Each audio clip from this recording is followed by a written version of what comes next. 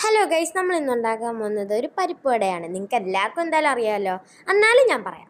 കുറച്ച് മുളക്, ഇഞ്ചി, കരിവേപ്പില, വറ്റൽമുളക്, പരിപ്പ്, കൊച്ചുള്ളി ഇതെല്ലാം കൂടെ ഇടണം. എന്നിട്ട് പിന്നെ പരിപ്പ് അരച്ചത്, എന്നിട്ട് നമ്മൾ ഇതും അതും കൂടെ മിക്സ് ആക്കണം. അതിൻ്റെ ഇടയ്ക്ക് കുറച്ച് ഇൻഗ്രീഡിയൻസ് കൂടെ ഉണ്ട്, അത് വീഡിയോ എടുക്കാൻ വിട്ടുപോയി. ഉപ്പും മുളക് പൊടിയും. ഉപ്പ് ആവശ്യത്തിനിടുക, മുളക് പൊടി നിങ്ങൾക്ക് വേണമെങ്കിൽ ഇട്ടാൽ മതി. മുളക് പൊടി ഇട്ടിട്ട് നിങ്ങളൊന്ന് മിക്സ് ആക്കുകയാണ് ചെയ്യേണ്ടത്.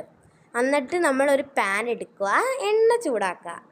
എണ്ണ അപ്പം നിങ്ങൾക്ക് സൺഫ്ലവർ ഓയിൽ പൊടിക്കുമ്പോൾ കുറച്ചുകൂടി ടേസ്റ്റ് കിട്ടും.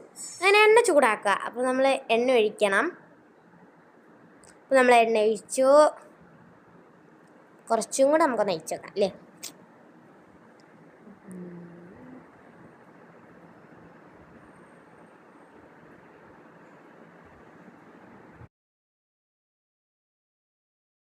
എന്നിട്ട് നമ്മൾ പരിപ്പ് റൗണ്ടിനാക്കി. പരിപ്പ് നിങ്ങൾക്കൊരു ഷേപ്പില്ലേ, ഞങ്ങൾ റൗണ്ടിനെടുത്ത്. അപ്പം ഇതാ ചൂട് എണ്ണയിലോട്ട് പറക്കി ഇട്ടിട്ടുണ്ട്. അപ്പം നമുക്ക് നോക്കാം. സൂപ്പർ. അങ്ങനെ 5-6 നമ്മളിങ്ങനെ പറക്കിയിട്ട് പൊരിക്കുക. നിങ്ങൾ വീട്ടിൽ ട്രൈ ചെയ്ത് നോക്കുക കേട്ടോ.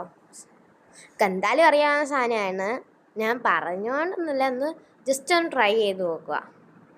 അപ്പോൾ ഇതാ ഇതിവിടെ കിടന്ന് പൊരിയുന്നു. നമ്മളെടുത്ത് പൊരിച്ചങ്ങോട്ട് ഇടാൻ പോകുന്നു.